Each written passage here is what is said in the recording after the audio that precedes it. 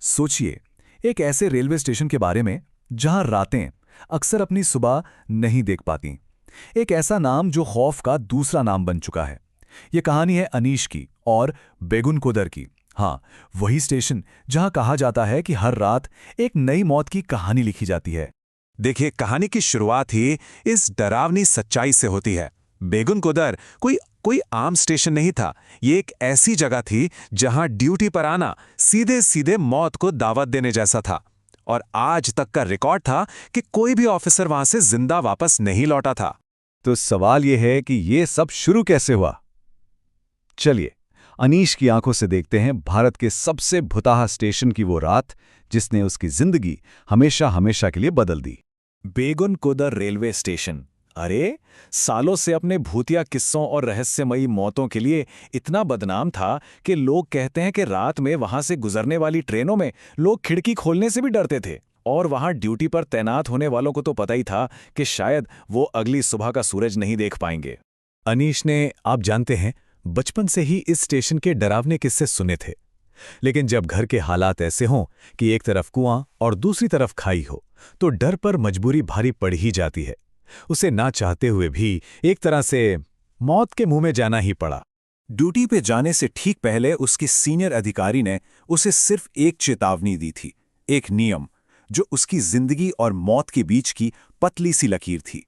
पर सवाल यह है कि क्या वो इस नियम का पालन कर पाया, या फिर क्या वो भी बेगुन कुदर का अगला शिकार बनने वाला था। और फिर वो रात आई, बेगुन कोदर स्टेशन पर बिल्कुल अकेले, अनीश की पहली और शायद आखिरी रात। स्टेशन पर एक मुर्दा शांति छा गई जो किसी आने वाले खौफनाक तूफान का संकेत दे रही थी। रात के करीब 10 बजे थे। अनीश ने खुद का ध्यान भटकाने की बहुत कोशिश की, लेकिन स्टेशन की वो खामोशी टूटने लगी। पहले तो ऐसा लगा जैसे हवा में किसी ने फुसफुसा कर उसका नाम पुकारा। फिर उसके फोन पर एक ऐसा डरावना गाना बजने लगा जिसे बंद करना नामुमकिन था। फोन स्विच ऑफ तक नहीं हो रहा था। और फिर दरवाजे पर वो जोरदार दस्तक हुई। अब सोचिए, इतनी रात को इस वीरान स्टेशन पर कौन हो सकता है। दरवाजे के उस पार एक लड़की की कांपती हुई आवाज थी जो मदद के लिए गिड़गिड़ा रही थी। और उसकी आवाज में कुछ ऐसा था जो किसी आम इंसान का नहीं लग रहा था। आवाज में इतनी बेबसी और इतना डर था कि अनीश के मन में शक और दया के बीच एक जंग सी छिड़ गई। क्या ये कोई छलावा था या वाकई कोई मुसीबत में था? उसने अपने सीनियर की चेतावनी को नजरअंदाज करने का फैसला कर लिया। अनीश ने हिम्मत करके दरवाजा खोला और सामने जो खड़ा था उसे देखकर वो सब कुछ भूल गया। एक ऐसी खूबसूरती जो किसी को भी पल भर में मोह ले, और उसकी आंखों में एक अजीब सी, बहुत गहरी चमक थी। लड़की ने रोते हुए अपनी कहानी सुनाई। वो प्यार के लिए घर से भागी थी और अब अपनी जान बचाने के लिए इस भूतहा स्टेशन पर पनाह मांग रही थी।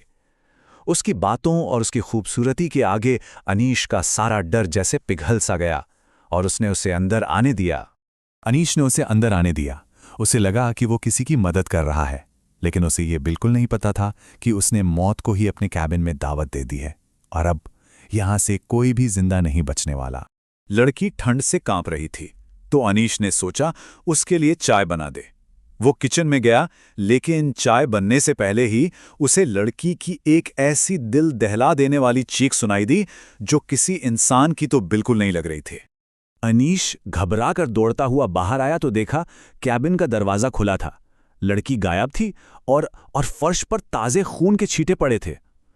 कहानी यहां से एक ऐसा मोड़ लेती है जिसके बाद सिर्फ और सिर्फ खौफ बाकी रहता है।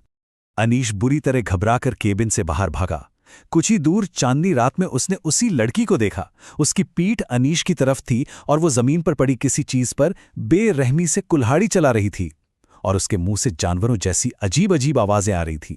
जैसे ही लड़की ने मुड़कर अनीश को देखा, उसके पैरों तले जमीन खिसक गई। वो खूबसूरत चेहरा अब एक भयानक दानव में बदल चुका था। उसकी आंखों में सिर्फ काली पुतलियां थी और मुंह से खून टपक रहा था, और वो अपने सामने पड़ी लाश का मांस नोच नोच कर खा रही थी। उस खौफनाक मंजर को देखकर अनीश वहीं बेहोश हो गया।